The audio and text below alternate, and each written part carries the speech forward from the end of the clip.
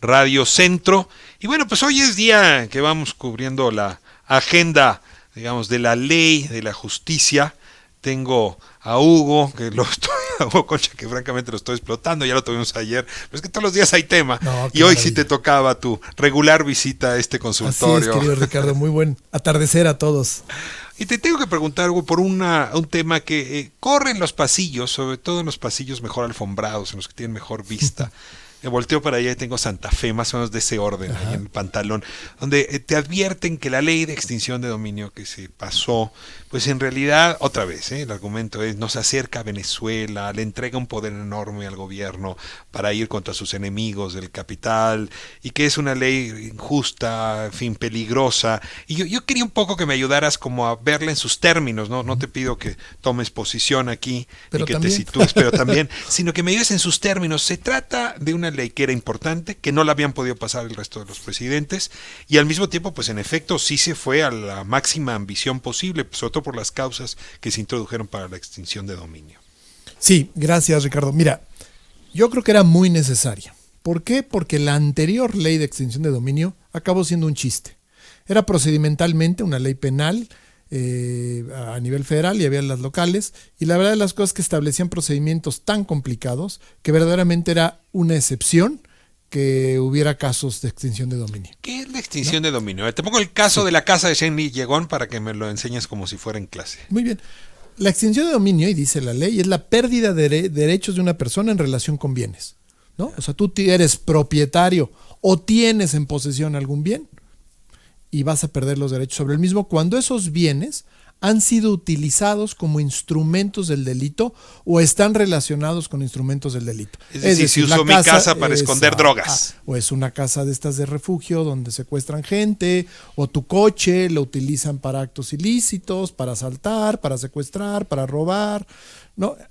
Esa es la extinción de dominio. Durante mucho tiempo la autoridad, la PGR, lo que hacía era decir que las casas estaban abandonadas o los coches abandonados, sí. y con eso se quedan con la casa, que incluso es la casa de Shenli Yegon. Ahí no hubo extinción de dominio. Un día la casa estaba abandonada. A nivel federal, creo, no, me costó mucho trabajo, no encontré los casos. Y ya en alguna entrevista que tuve con el anterior director del SAE, del Sistema de Administración y Enajenación de Bienes. El Instituto para recuperar los robados, ¿no? Al pueblo lo robado. Exactamente. La verdad de las cosas es que de Chucho el Roto, el Instituto de Chucho el Roto ahora, la verdad es que prácticamente nunca se utilizó la ley. Y eso complicaba mucho las cosas porque, pues a ver, te pregunto, ¿cuántos bienes del Chapo sabemos que han sido recuperados? Hace rato hablabas aquí con las brillantes abogadas que me antecedieron.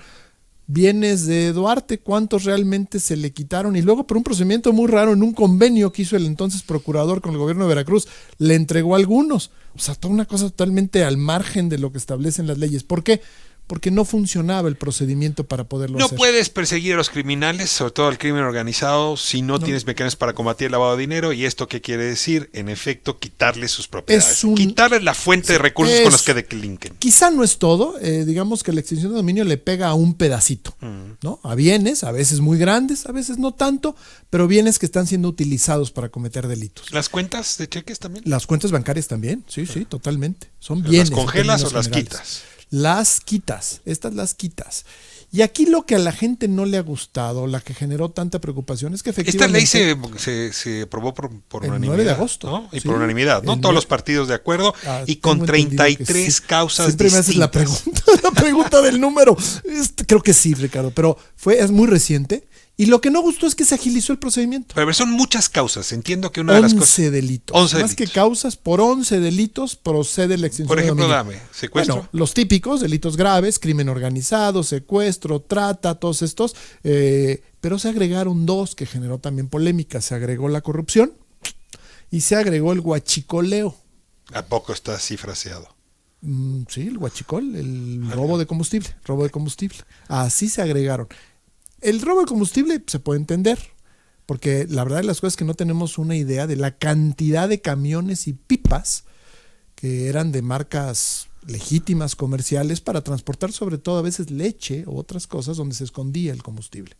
Entonces todas esas pipas, Pemex tiene la oportunidad de acrecentar. Ahora el miedo de algunos es que dicen, bueno, y si el gobierno se decide, o la fiscalía, o la UIFI se decide a golpear políticamente a un adversario y utiliza el delito de corrupción más. Y con eso me quita la casa Yo diría que la preocupación viene por 4 cosas. Una, porque se amplía. Entonces, en delitos de corrupción pues, son 13 delitos distintos. O sea, se amplía muchísimo donde te pueden tocar. ¿No? Muchos de los casos que hemos visto, si en caso que procediera, ya no solo es Santiago Nieto congelando. Es un juicio, ahora es un juicio especial que se llama de extinción de dominio, en el cual te quitan la propiedad. Totalmente. ¿Te quitan durante el juicio? No, ¿O no, ya con sentencia? No, con sentencia. Con sentencia, pero ahí viene primero la te la congelan y ya con la sentencia te lo quitan. Es que ahí viene el juicio, ahora ni siquiera es penal, es un autónomo civil, para hacerlo más rápido. Segundo, tiene medidas cautelares. El Ministerio Público puede pedir la medida cautelar para tomar la propiedad en lo que llega a la sentencia definitiva. O sea, tomo posesión. Y eso sí es inmediato. Eso es tan inmediato como sacan las a tu medidas esposa cautelares, y a tus hijos de la casa. como la prisión preventiva de Rosario. Así de rápido, es una medida cautelar. Se presenta la solicitud del Ministerio Público, dice, voy a iniciar un juicio de extinción, pero le pido, señor juez, la medida cautelar porque estos bienes siguen siendo utilizados por tal o tal motivo. Y ¡zas! Ahora, tienes jueces que tendrían que actuar de manera proporcional, digamos, frente a la denuncia presentada. Eso siempre se le exige a todo juez. Confianza en los jueces. Sí, pero es un instrumento eficaz o diseñado para que opere rápido que puede dañar la propiedad. Ahora a mí, ¿qué me tranquiliza? Tanto la medida cautelar como el juicio es con sentencia de juez. Y tú ya sabes que yo soy pro juez. Entonces, mientras sea así, la verdad, hay que entenderlo. Además, hay que entender una cosa, Ricardo. Se hablaba mucho del Estado debilitado, perdido, del Estado capturado. Vivimos un Estado, no le voy a poner adjetivo, en donde el crimen sí se metió en las entrañas, en las raíces de nuestras prácticas, en muchos ámbitos de la vida. Entonces, pues esto yo creo que es legítimo que el gobierno quiera tener un instrumento de este tipo. Se te iba a pedir que te mojara los pisos. ¿Tú ves riesgo de autoritarismo con esta figura? No. ¿Riesgo de dirigirnos hacia porque la otra República vez, Bolivariana de Hugo Chávez? En el momento en que platiquemos aquí, en otro caso, por otras cosas, que se está debilitando al Poder Judicial o a los poderes judiciales, esta es una ley nacional, entonces es además jueces federales. Si empezamos a ver que otra vez empieza el golpeteo fuerte contra los jueces o hay alguna reforma que los debilite, ahí sí yo te voy a decir por esto y por todo lo que significa. Mientras sigamos teniendo un Poder Judicial como el que tenemos, que en las últimas décadas la verdad ha ido a más, ¿no? Con sus ides y venires, pero que ha ido a más. Hombre, estás hablando de una ley que requiere la intervención de 2 poderes, el Ministerio Público, un poder hoy autónomo, la Fiscalía General, ¿no? Y por otro lado el Poder Judicial. Yo veo equilibrios en esto. Ahora, ayer te dejé con la pregunta de si Santiago Nieto podría estar actuando sin la venia del presidente. Así es. Y me interesa mucho escucharte, porque Gracias Santiago por Nieto está volverme a denunciando que el ex titular de la consultoría jurídica de la presidencia, Humberto Castillejos, habría actuado de manera muy arbitraria para congelar y descongelar cuentas. Y muy aventurera además. Así es. Me quedé pensando y dije, ¿cómo no le contesté algo que he estado diciendo y pensando en los últimos meses? Me agarraste en las prisas y rápido, pero yo lo que creo, más que blanco o negro, el presidente lo apoya o el presidente está ajeno, creo que estamos más bien ante una cosa distinta. Yo creo que el presidente, ya tenemos muchos ejemplos, ha dicho yo, Andrés Manuel López Obrador, yo, Poder Ejecutivo, titular del Poder Ejecutivo, yo no me voy a dedicar ni voy a gastar mi tiempo en andar persiguiendo ni expresidentes ni corruptos, por lo menos del pasado. Otra cosa es lo que hagan los encargados de ese tipo de materias. Él se ha deslindado, él como figura y en lo personal. Esto no todo mundo lo está leyendo así. Porque yo lo así frasea lo leo de manera ambigua. Sí, pero yo creo si que... cabe lo que estás diciendo, como que cabe que el Ejecutivo entero no se va a meter. La Wi-Fi es parte del Ejecutivo. Pero la Fiscalía ya no. La Fiscalía es autónoma. Claro, pero a ver, Santiago Nieto es parte del Poder Central. Pero no podríamos entonces entender qué pasó entonces con el caso de la estafa maestra y Rosario Robles. Por ejemplo, ese es o con Lozoya. O sea, lo que tú dirías es el presidente se lava las manos y dice... ¿No me toca a mí? ¿No me toca a mí? Si querían fiscalía autónoma, querían órganos que hicieran estas cosas, pues ahí los tienen. O procedimientos ya iniciados. Yo voy a estarle encima de los míos. Yo voy a poner atención a otras cosas. Y claro, las cosas nuevas que salgan, por supuesto que también van a ser investigadas, claro. Porque sí estoy convencido, diría el presidente en esta opinión, estoy convencido de que hay que luchar contra la corrupción. Ahora, mira, las leyes lo que hacen es estabilizar los comportamientos, otorgar certidumbre, y luego pues la certidumbre está ligada, tú lo sabes bien, a condiciones para atraer la inversión, a condiciones para la paz, a condiciones para las buenas relaciones y la confianza. Y hoy ocurrió algo interesante. Hablaremos un momento más aquí de este acuerdo que se dio entre la CFE, entre la Comisión Federal de Electricidad y los empresarios, digamos que tienen las concesiones de transportar el gas. Pero al calor de esa discusión, le preguntaron al ingeniero Carlos Slim si confiaban él y los empresarios en el gobierno. Y veamos lo que respondió. Las cosas serán muy diferentes. Ahora, que si hay confianza por parte de los inversionistas para ejecutar o para invertir desde el punto de vista del sector privado, hay mucho interés, hay mucha confianza. Si saben ustedes de lo que han leído en las noticias internacionales, la tasa de interés en Europa es negativa, la tasa de interés en Estados Unidos es 1,5% a largo plazo, la tasa de interés en Suiza es negativa, en Japón es negativa, y México es un paraíso en el que pueden tener tasas del 8% en CETES, y lo ideal es que pueda haber una alternativa de proyectos de largo plazo que son muy interesantes para el país, sobre todo en los programas de desarrollo que tiene este gobierno en el sureste y en toda la República, pero en el sureste hay un énfasis especial, y ese dinero está disponible en los mercados internacionales y hay una gran confianza y capacidad de ejecución. Entonces, a ver, el sector empresarial, aunque se había reunido con el presidente, se habían hecho guiños, habían cenado, comido, pues claramente sí traía una fractura del aeropuerto para acá. Así es. O por lo menos algunos empresarios. Pues sí, pero en realidad sí había un resentimiento por la manera como se procedió con el aeropuerto. Decía hace un momento, pues ahí sí a margen de cualquier paraguas constitucional. Sí. Se agravó con el tema justamente de los gaseros. O sea, se hablaba hace unos meses de que no iba a haber gas para la península porque no se llegaba a un acuerdo entre la CFE y concretamente entre Bartlett y los empresarios. Yo te pregunto, ¿hoy algo de eso se corrigió?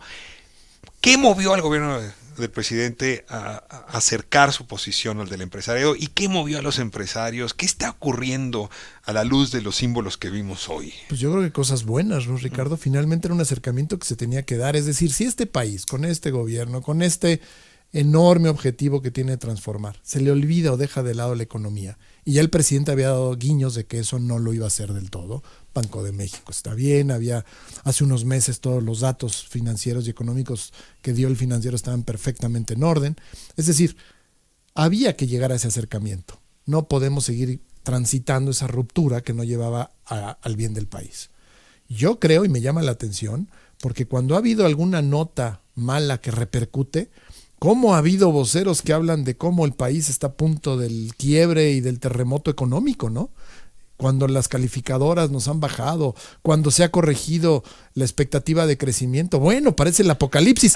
Y ahora, una apuesta. Espérame rápido. Hoy, el empresario más importante de México y en buena parte del mundo dice lo que dice, mucho interés, mucha confianza, da la tasa de interés de México y dice otra cosa, a nadie debe asustar una economía que un año crece poco o no crece. Esto es un tema de mediano plazo. Mientras los proyectos se lleven a cabo, el país le va a ir muy bien. Hombre, ¿y dónde están todas las voces diciendo que nos vamos a estar recuperando con la misma? El argumento que da, ¿no? Si estamos dando tasas del 8% en CETES, quiere decir que la inversión en México lo peor que puede ofrecer es 8%, cuando en efecto en otros países están ofreciendo menos 2, menos 3, menos 4. ¿No? A ver, una apuesta. Venga. Los cabezales de los diarios nacionales. ¿Alguno va a poner la frase de Slim? ¿Ninguno? O algunos sí, otros no. Y si te juegas, si te mojas un poco el cabello y me dices... ¿Cuáles? Te meto en esas honduras. No sabría apostar a cuáles, porque la verdad es que cada vez si algo no entiendo es la lógica, y hay que conocerlos de cerca, casi en lo personal, de los grandes empresarios de los medios. Cada uno trae su juego, cada uno trae su estrategia. Si bien las podemos y muchas veces los generalizamos, pero cada uno trae su juego y sus relaciones personales. A ver, la nota de hoy es importantísima. Es una nota, tendría que ser la de 8 de todos. La economía, entendámoslo bien. Yo espero que por lo menos de los grandes empresarios, los periódicos del norte, no voy a decir nombres, traigan este encabezado mañana, ¿no? Lo deberían de traer. ¿Hablamos de Sinaloa, de Sonora o de De Nuevo por León? allí, ¿no? De por ahí. Ahora, ciertamente la economía es un tema de expectativas. Sí, así es. Hoy las expectativas mejoraron de la conversación entre el gobierno y los empresarios. Pero aceptemos una cosa. Sí. También porque el presidente se dio cuenta que con liberar recursos de la corrupción no alcanza para el crecimiento. No alcanza, ya estaba Y la que los semana. necesita. Sí, y por otro lado, la semana pasada, creo que incluso cuando yo me fui de tu programa, entró tu economista de cabecera. Rodolfo de la Torre. Ajá, estuvieron hablando de esto de que se iban a tomar del fondo de previsión muchos recursos, casi una tercera parte, si no me equivoco. Pues la verdad, eso sí, si a nosotros nos puede preocupar, obviamente al gobierno más. El gobierno dice, tengo que producir dinero, tengo que traer confianza. ¿Cómo lo hago? ¿Cómo me acerco? O sea, era yo creo que una necesidad urgente para el propio gobierno. Es una gran y muy buena noticia. Mañana nos llamamos a ver quién ganó Nos la llamamos apuesta. el día que tú lo Entonces, si necesites, un claro que periódico sí. del norte pone un encabezado, Gané. ganaste. ¿Y qué estamos apostando? Y yo estoy diciendo que no lo va a poner. Que ninguno lo va a poner. Y qué bueno, estamos pues no apostando? sé, que el público nos diga un pambazo. ¿Te parece? Me parecería Un muy bien. pambazo aquí abajo. Muy bien. Vamos a corte. Hugo, te agradezco muchísimo.